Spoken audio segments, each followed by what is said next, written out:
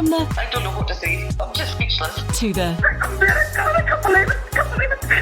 we see all sorts of life-changing moments at McKinney Competitions. How would you react? Cars, houses, tech bundles and more from just £2 a ticket. No purchase necessary. For competitions, rules and conditions, see mckinneycompetitions.com. People will buy in, but you'll have an element you'll have the good, the bad and the ugly. Yeah, as you were saying earlier. And the good will be amazing, and the bad might do it sometimes, and the ugly just won't do it at all. It's really exciting, and it feels a wee bit sometimes like standing on a beach with the water's constantly moving the sands under your feet. But that creates an excitement in a business because that means it's always on the move, it's always on the change. But I even relate it back to Alan MacArthur, the MacArthur Foundation. Alan would have rowed a rowboat across the Atlantic Ocean, I believe, and she's seen a lot of plastic in the centre of the ocean. When she came back, she said she's going to do something about it. So I think she's been somebody in the background that's actually made it come to the fore. I'm really excited to get nominated, and it's a really brilliant alumni in Ernst & Young and the Entrepreneur of the Year. So there's 24 finalists, and they were all on a call, and we met each other and we had the 90-second sort of tell all about the business. I don't know how I could say everything to say in 90 seconds, but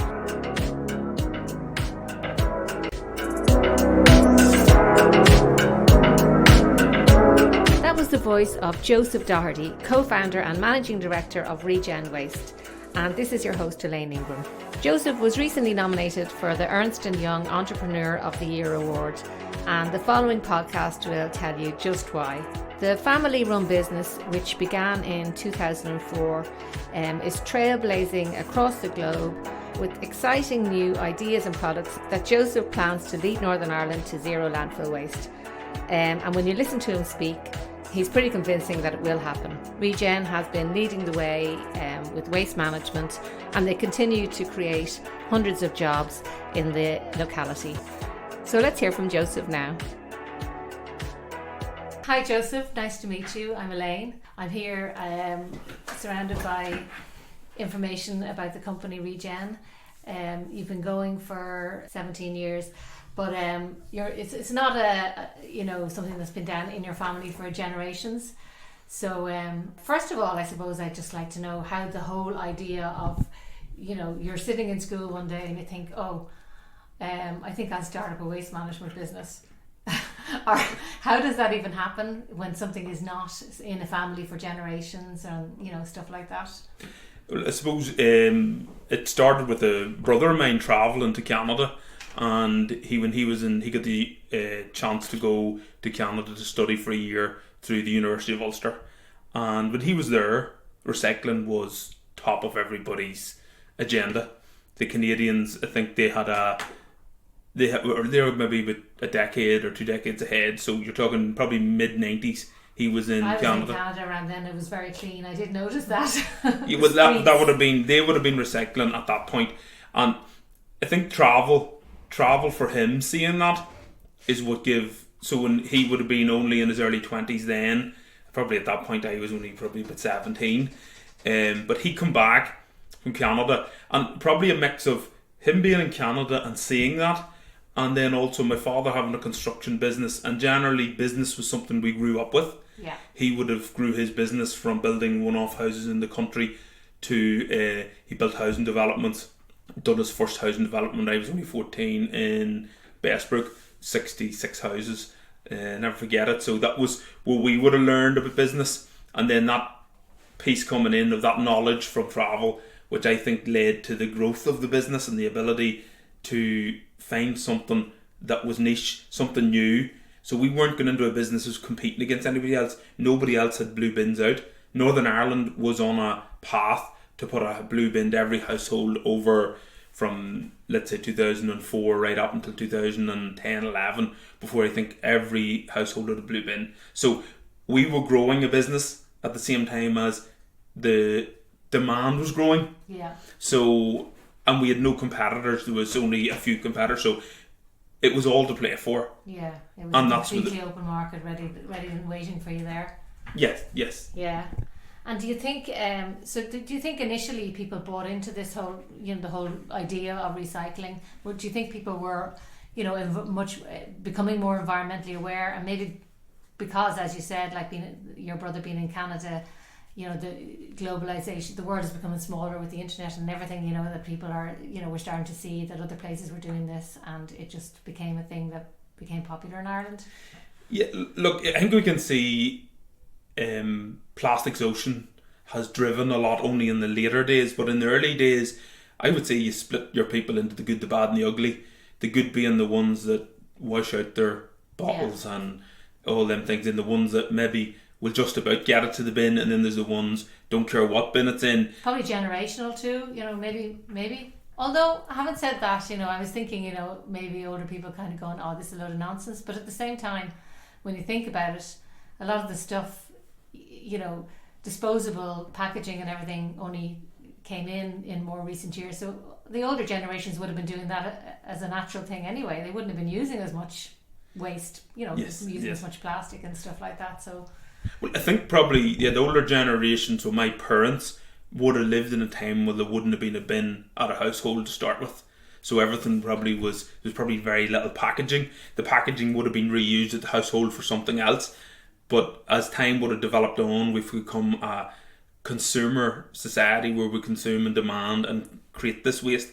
And so you've seen that amount of waste increase. And so then they had to put in systems to collect that and take that back into reuse and make use of them raw materials. So you're seeing that we're seeing this ever-changing shift from people reducing their impact on the earth. And this is a step. This is one step in the direction. This isn't the perfect step. The perfect step is to reuse everything. The perfect step is for you to have glass jars at your house for all foods and take them to the shop every day and lift the materials. Well, it used to be like that. You used to return bottles and everything. It used to be a lot less. And in some ways it could go back to that. I think that you're seeing full circle. And us as a waste management company can't think that that's always going to be the way. We can't think that there's always going to be waste produced at the household.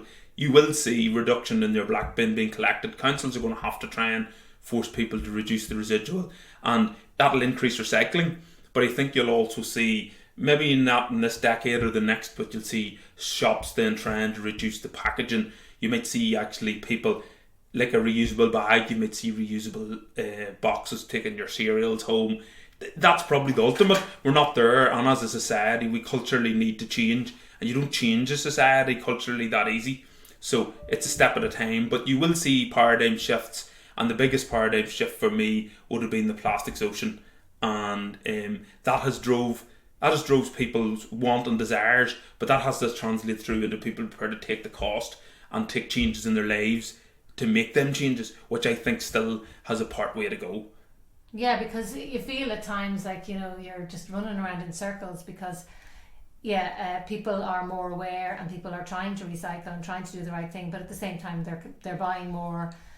And where does the responsibility lie in that? Because you go into a supermarket, and I know there's been campaigns to try and, in fruit and vegetables and things like that, where they try and have less packaging and, sell things loose without packaging and stuff like that. But it just seems that there's so much, there is so much packaging on products. And the government has been taking steps. Now, big brands have been taking steps as well, but I think you have to look at the life cycle analysis of products, and this is where you have to get into the detail. Sometimes it's better to have a lot of packaging on something to preserve the product to the householder and maybe increase the use by date, so that means that you can have it on your shelf longer. So there's a constant battle between the energy used to create the packaging against the energy used to create the food. And if the food lasts another 7-10 days, well then that in a sense saves energy, because that person would waste that food less.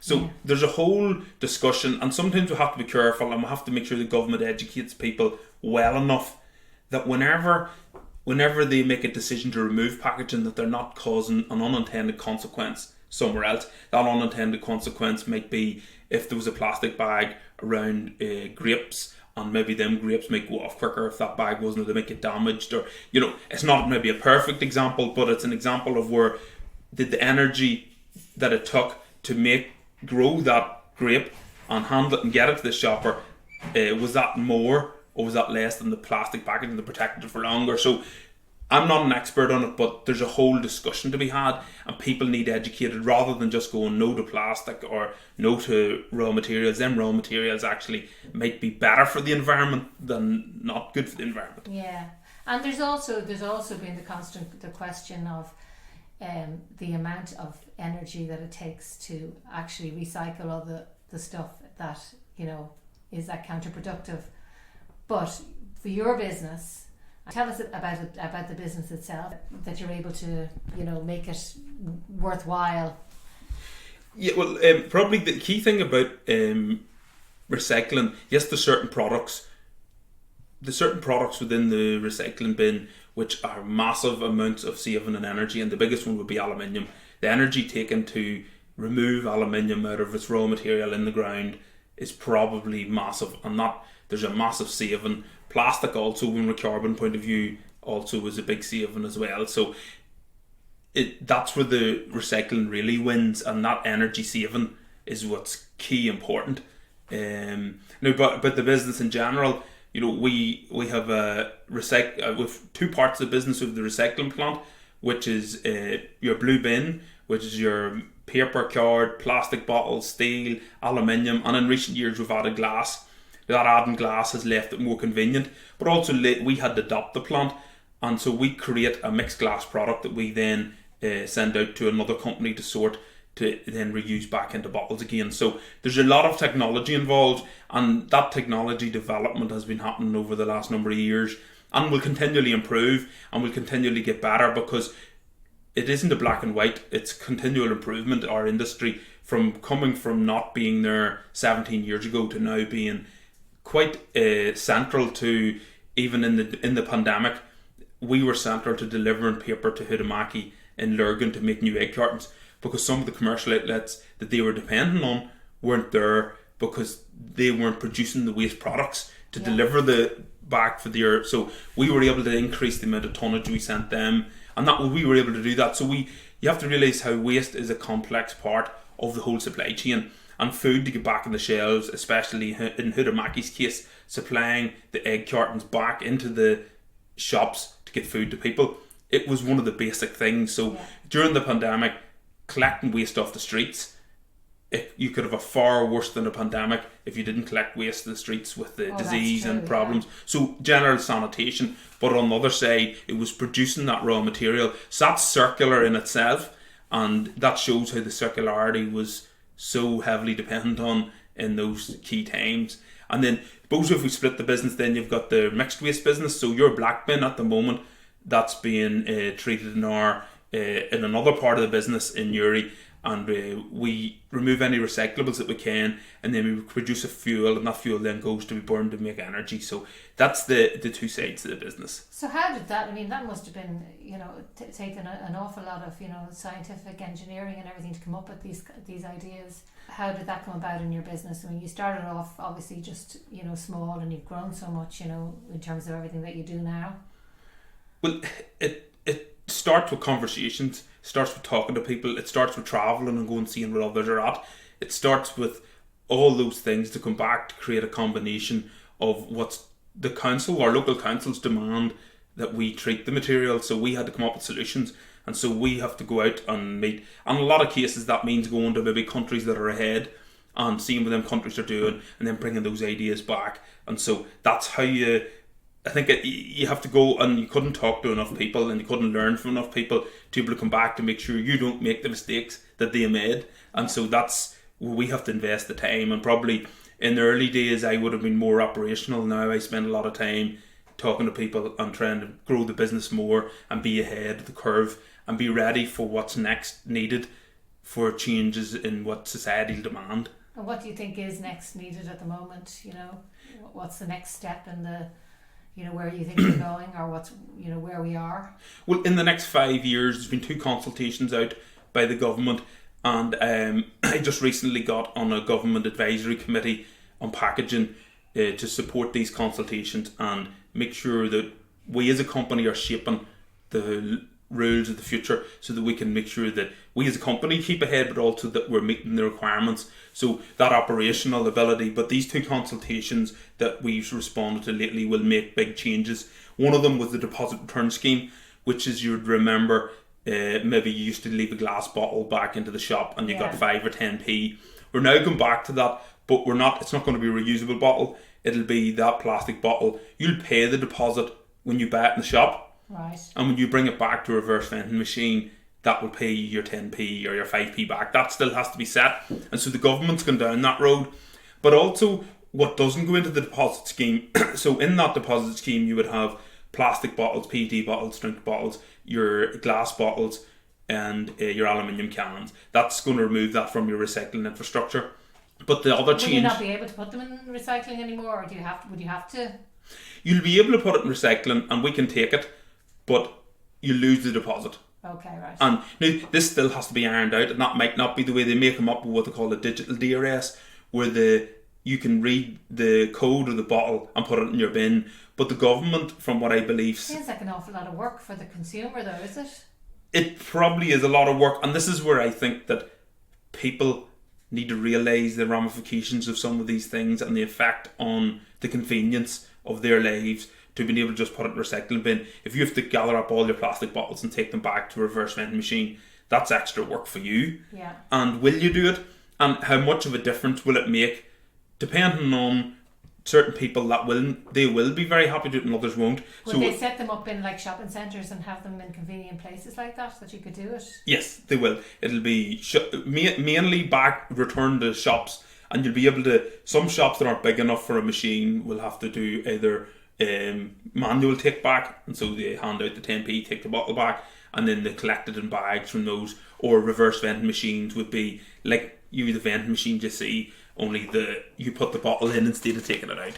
That's the DRS is something that I've mixed emotions on DRS, because it's going to remove quite a valuable part of the recycling stream. Yeah. And but at the same time, it will increase the recycling, because not everybody, and there's a good chance it'll capture the people that don't recycle, because they'll maybe want that 5 or 10p or 20p, whatever's put on the bottle. Well, it's kind of like the when the plastic bag charges came in the south, they, you had to pay for your bags. Well, you still do. Well, they started it down there and it came up here then after that. That's right. So some people say, oh well, it makes people reuse their bags, which is a positive.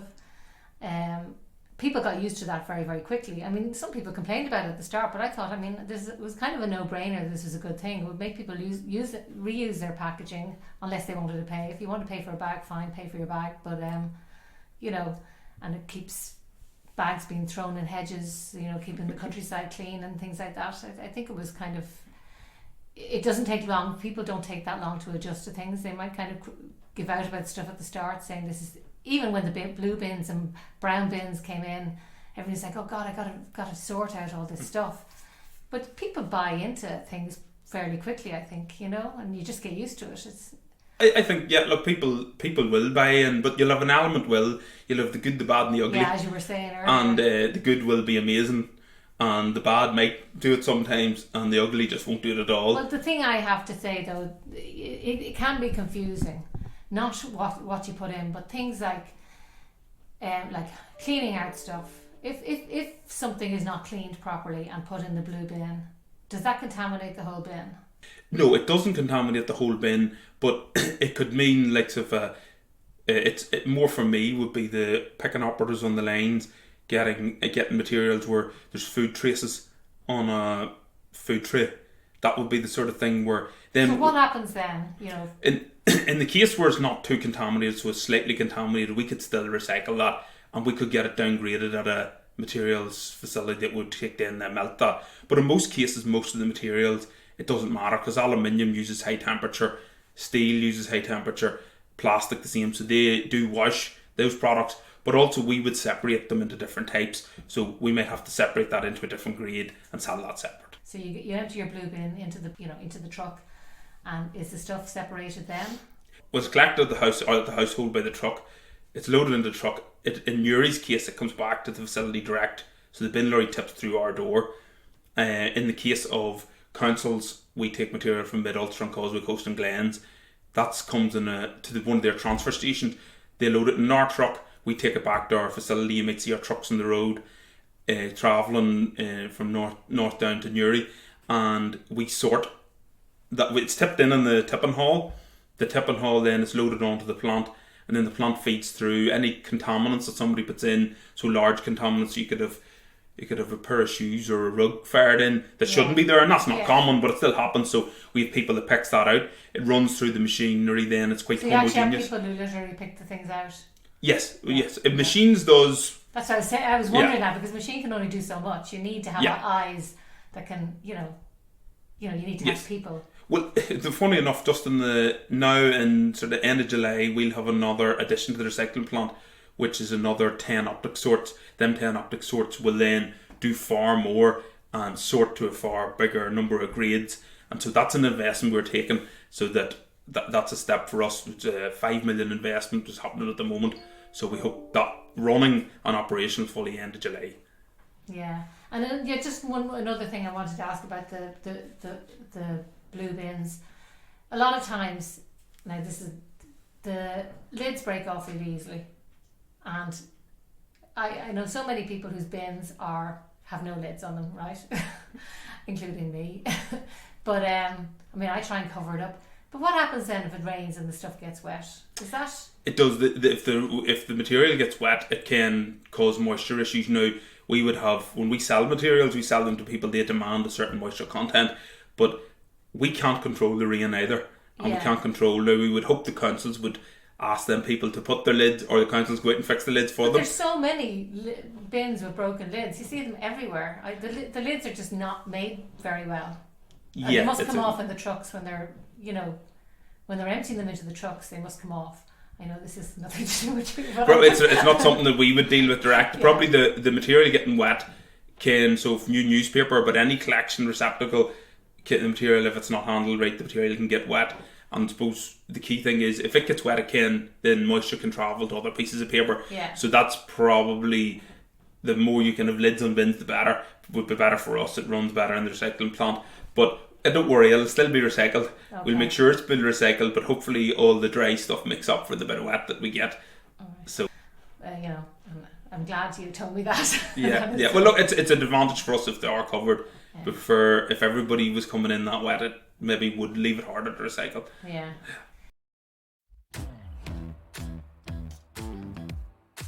Get ready to shake up summer with the Get Active ABC Sunshine Fill programme for kids and families. Get set for land-based adventure at our summer schemes, or why not get adventurous and maybe get wet at our Splashtastic Water Sports Summer programme. There are so many things to do, and all we need is you. See getactiveabc.com/summer for all the details.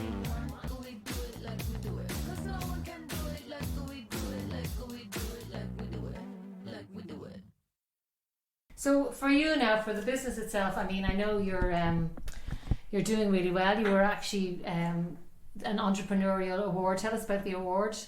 It looked really interesting, really excited to get nominated.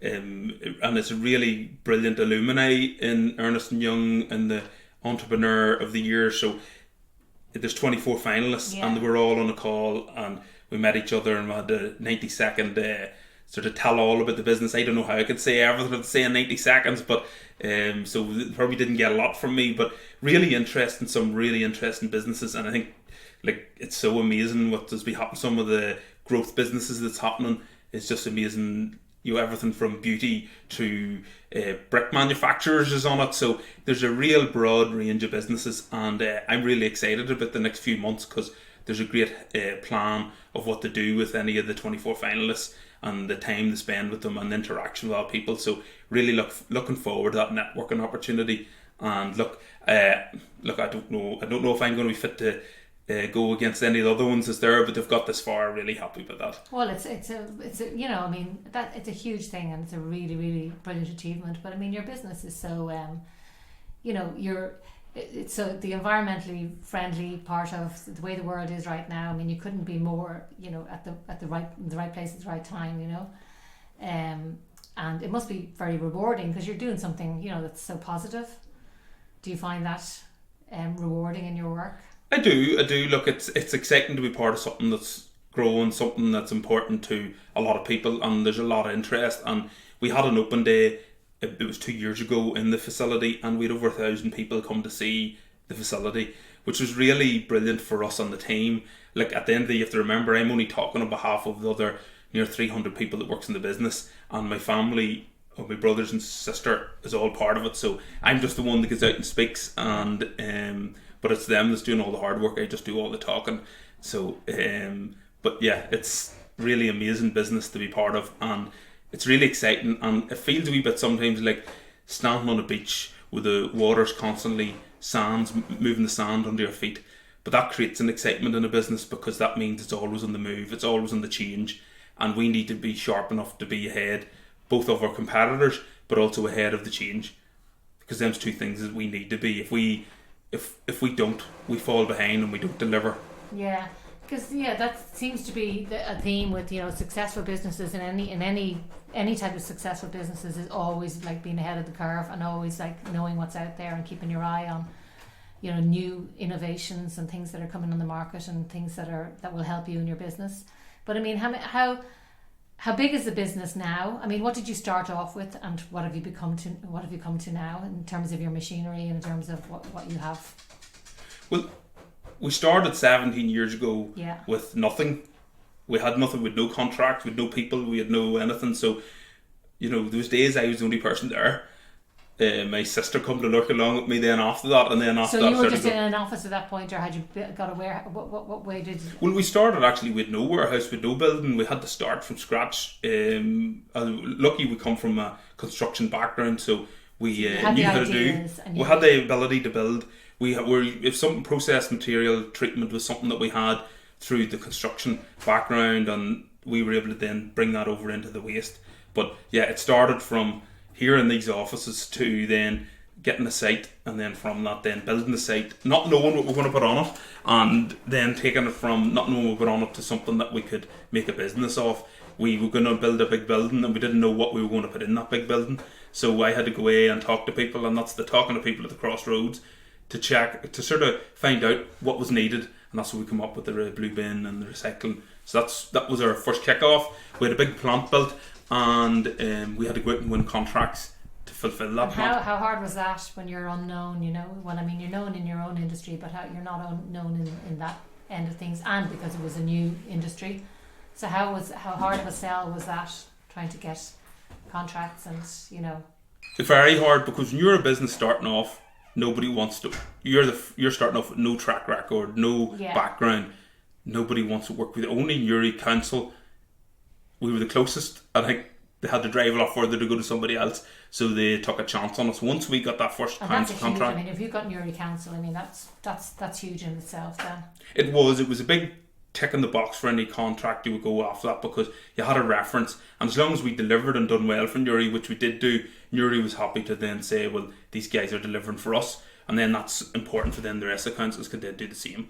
And what were the biggest challenges back then, apart from getting your people to listen to you and see what you had to offer? What were the other challenges that were hard? We didn't have the expertise in the business. When you're a business starting with no people, you have to do everything yourself. Yeah. And I would hate to look back at some of the work that I done, because at the end of the day I didn't have expertise in a lot of areas, whether it was tendering for council projects, but we got the business going, and then we were able to employ the right people, and then you got to a point where you're big enough to employ experts in different backgrounds, that then it left it easier and easier. So every time the business got bigger, you were able to bring in more expertise to leave it easier to run. So it's easier to run a business where you've got activity happening and experts in the room to help. But it's a lot harder whenever you're on your own, or it was just the family members. You're trying to do everything because and you're not experts in everything, obviously. So you need to get the experts in there.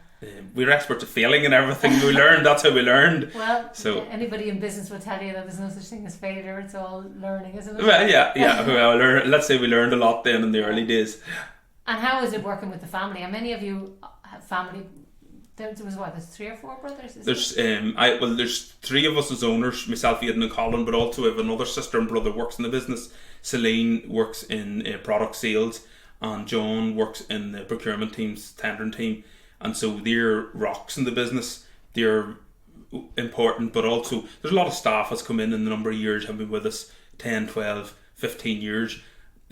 So really we depend a lot on them, and they actually carry it a lot of ways now, whereas nearly they're better at them things than we are. So we have to step back and do what we're told at points. But that's good, because that means they're taking control, they're taking ownership, they're taking responsibility, and they're also delivering better than we could. Yeah. But how was it working with your family members, and how was it in the early days? You know, was it all very, you know, everybody agree with everybody? And what is it they say in football? In the middle of a fight, a game broke out. You know, no, look, we do pull together. You don't act like that when you're working with different colleagues, but when it's your family, you can people tend to be a bit more honest in their opinions. But also honest, but also forgiving, and you have to be forgiven, because at the end of the day, it is tough. It's tough to get it right, and it's quite high demand whenever it's your family, because everybody wants to do the best. And one thing I can be clear on, everybody on all the team, not even just the family, but they're all pushing the right direction. They are pushing the right direction for the business, and that's key. And probably everybody has different skill sets to bring as well, you know, their own personalities and their own things that they bring to the business.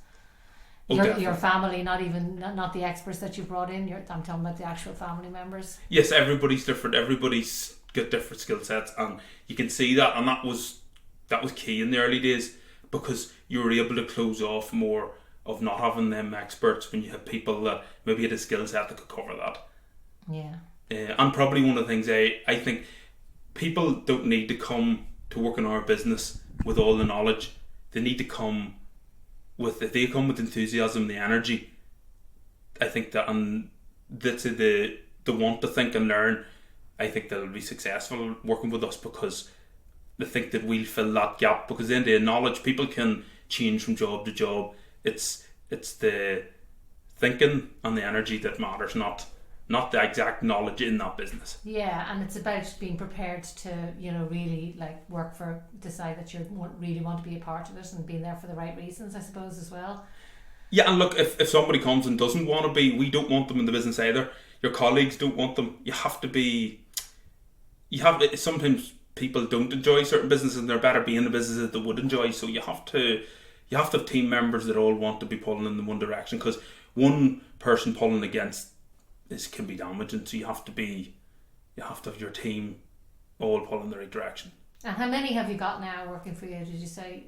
With 293 on last count about 3 weeks ago, and that was a big increase from, we had about 250 up until it was February, March time. A company like similar to ourselves went into administration in the northeast of England, and so when their councils was in trouble, they needed a quick solution, so we were able to deliver a quick solution to them councils. So we ended up, there's about 50 truckloads a week comes from the northeast of England back to Newry. So that's a lot of jobs. There's 43 jobs on that work coming from England that's coming in that Northern Ireland didn't have.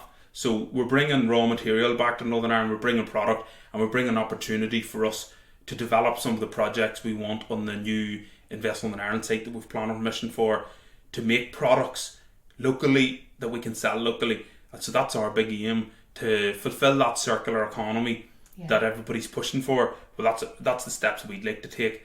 We have in R&D at the moment, we have a number of projects, one in paper, one in plastic, and one in glass. And they're part way there, but if we can complete, we'll be building a new site, and we'll be fulfilling them steps, which we believe will close the loop locally. So I can't say no more, because we're still working in that space. Yeah, but it sounds very exciting. It is, and groundbreaking, and that's where we want our business to be. And we feel by doing that, we'll be fulfilling what's needed, what the people want, and also what the policy and government's looking for as well, which is ultimately what the people want. Yeah. Were you affected by Brexit at all in all of that? Like, you're dealing with in England and stuff like that? Brexit for us, Northern Ireland's been treated as a third state for certain rules between the EU and Northern Ireland. Now, what that translates through into, we would have what they call transfrontier shipment paperwork, which is quite onerous for shipping any recyclate we take from the Republic of Ireland into Northern Ireland. But now, in dealing with GB, we have to then follow that same paperwork. And that's quite an arduous process of up to 6 weeks. Costly time. We'll have to employ a few people. So you're probably talking Brexit's adding 2 people, extra resources and trailers shipping over and back from England because you have to be in certain slots through customs paperwork, but also then this weight TFS paperwork as well. So it's an added dimension. But I think we're lucky that we're at a scale where we're able to handle, that we can employ people and we have enough volume to make it pay to be able to do it. But it leaves it a bit harder for us to go out and win work in England whenever, and in Scotland too, whenever we're having to go through this paperwork process. So it makes it feel like we're now a separate entity from the UK from a business point of view, and that leaves it harder to do business. And it's not been left any easier to do business with the Republic of Ireland either. So actually we don't win either way. Yeah. And that's the disappointing part is. And what about COVID? Were you affected by that at all in any way? The business? Well, at the start of COVID, we weren't sure what the government was going to say. We were sitting waiting on the government possibly to ask us to close, ask people to stay at home, and maybe they could have turned around and said landfill everything, so you reduce the number of people. Now, we then quickly realised, we weren't getting any guidance, but we quickly realised that we were being told, if you can operate, keep operating. But then we realised that Huhtamaki required more material, and so the general raw materials was needed back into society to fulfil the requirements. You were an essential service, pretty much, you were. Yes, we were an essential service, and it was. I have a lot of respect for the people and that works in our facility, kept going every day, even though they didn't know what the risk was, what the hassle. We had to make changes. We done everything that we could. We had to set up a COVID committee, a team which had engineers, health and safety people, operation managers, all come together and design changes in the whole facility to make it safe for people. So the pickers and the picking lines had screens between them. You had we had deep cleaning between shifts. We had deep cleaning throughout at break times. We had we put in a system that controls who gets onto the site. We had temperature checks coming onto the site. We had hand sanitizers put right around the facility to make sure that people could access. We put up a tent, probably maybe like a big wedding marquee in the site, and people were able to socially distance and have their lunch. So we've done a lot of changes. All the weighbridge then was isolated from the truck drivers coming in, so the paperwork didn't have to be handed across. So we reduced any touch points that we could see around the business, so people felt safe. I remember the mechanic saying when he says, I feel safer here than do at home. So it was important that we had invested the time. But what I quickly come to realise is people weren't interacting, and we weren't allowed to allow them to interact, but people missed that interaction. So I think that there's still a toll to tell on that, and there's a bit of loss of team camaraderie because they can't get together. So I think that's something that hopefully we'll have to work on when things settle down. But keeping people safe was our number one priority.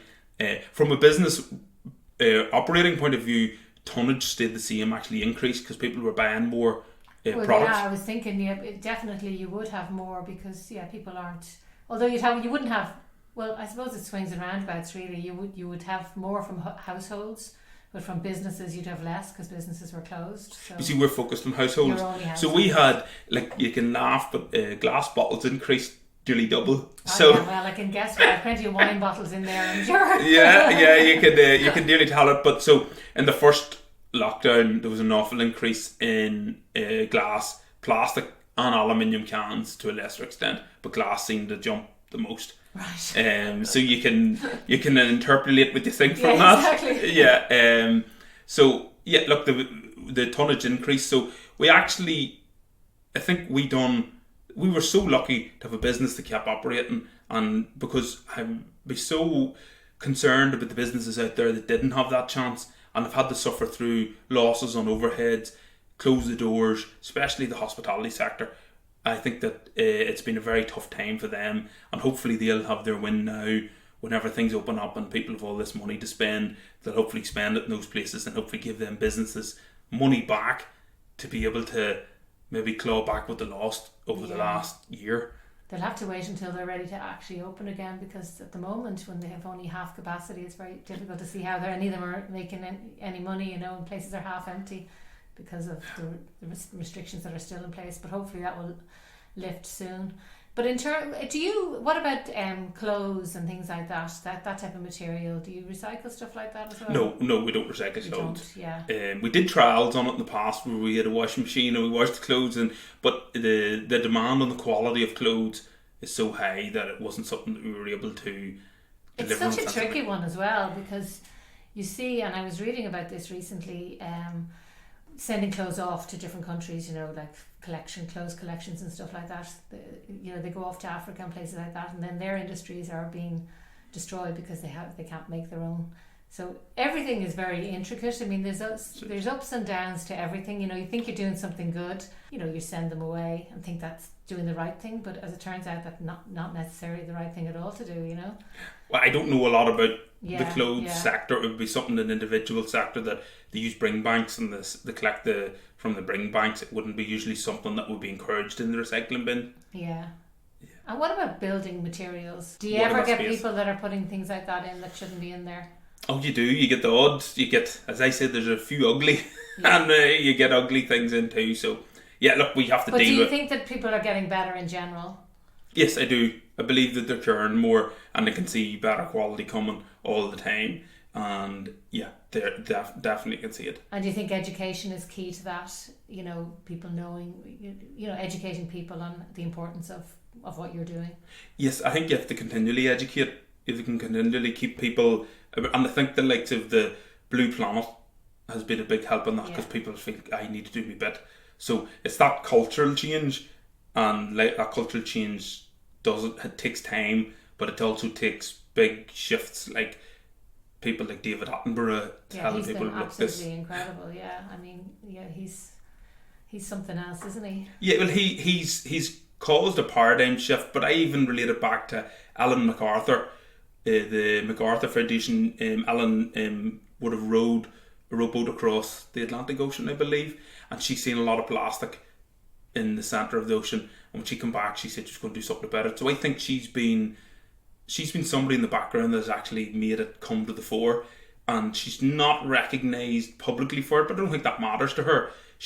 I would say it's what raised it to give somebody like David Attenborough the platform on which to really shout about it, and she may have had something to do with it. But I know that Ellen MacArthur in the waste trade magazines you would always see that it would have been her that set up, and she set up a whole foundation to drive the plastic pact around reducing single-use plastic. So it's come very much on the back of the likes of her that has in sport has been very strong, and now she's bringing that to the Save the World. Yeah. So when do you hear about this award? Do you know when you'll hear anything? I think from what I got now, there's we've met a number of times, and I think we meet the judges in September, November time, and you get a decision quickly after that. Yeah. So yeah, look, I'll put my best foot forward, but with the competition being so stiff, I'll not hold out any thoughts of maybe winning it. I think I'm just glad to get to where I got to and to meet the people that are getting to meet. So that's the and it's the a best recognition, and it's it's a recognition anyway. Being nominated is a huge thing, but hopefully now you'll do well in it. Hopefully, but I have to remember it's my team as well. It's not just me. I'm just fronting it for all of them. Yeah. So I just do the talking. They do all the real work. And the amount of people that you've employed locally and everywhere, it's just, it's all good. Look, it's great to be able to add something to the local area. So let's like to do our bit. Okay.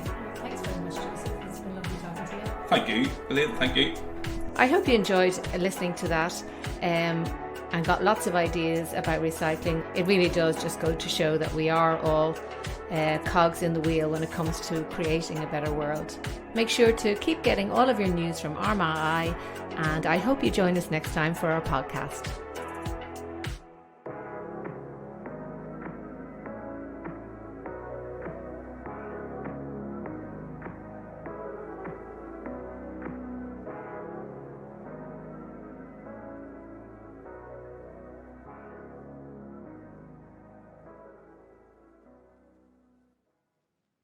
From the I don't know what to say. I'm just speechless. to the I can't believe it. We see all sorts of life-changing moments at McKinney Competitions. How would you react? Cars, houses, tech bundles and more from just £2 a ticket. No purchase necessary. For competitions, rules and conditions, see mckinneycompetitions.com.